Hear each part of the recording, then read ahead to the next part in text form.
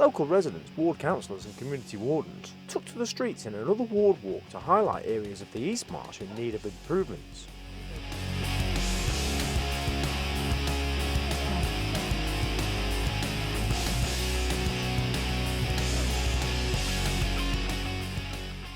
The environmental subgroup of East Marsh Involve identified concerns really that decisions were being taken at EMI about how funding was being spent on environmental improvements without the residents who were making the decisions having any real knowledge of the areas of where the funding was being allocated to.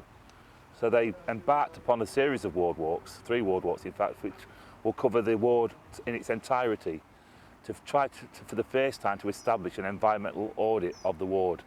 So obviously looking for the state of rear alleyways, looking at the state of pavements, looking at empty buildings, them sort of things.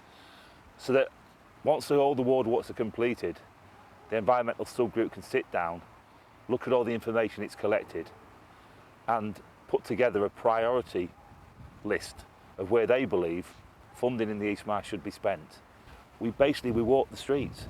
We walked up and down the streets, and instead of, just as you often do, you just walk down the street many times in your life, but probably don't really look at the street.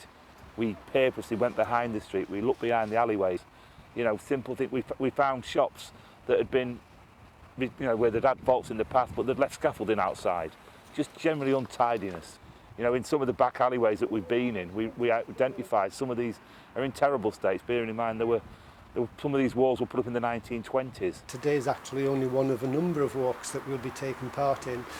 Today we've been joined by members of the Community Pride team.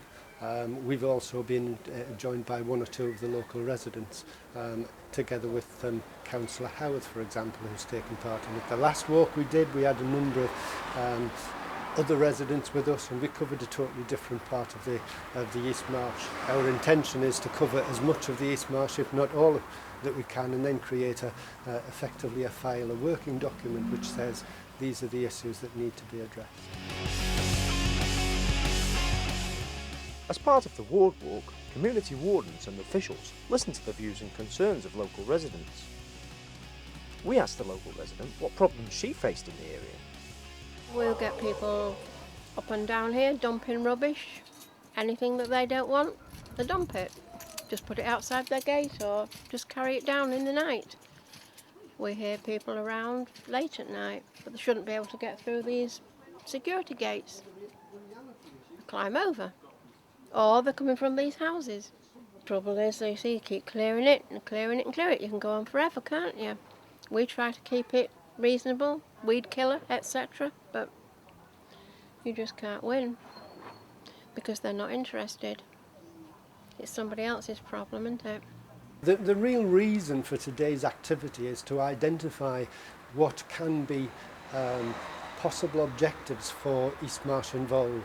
They're looking as a community forum to try and improve the general environment. They're looking to secure funding which can actually be used to do that, what have you. And in real terms, they want to improve the environment. They're looking for positive outcomes.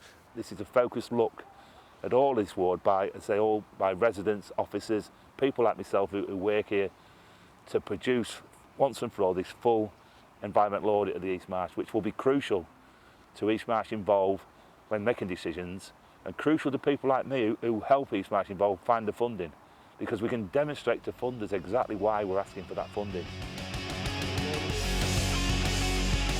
These walks really do identify areas in the East Marsh in need of improvements, as well as giving local residents the chance to discuss their problems with local officials. If you're experiencing problems in the East Marsh area, why not contact East Marsh Involve or visit their website at www.eastmarsh.org.uk.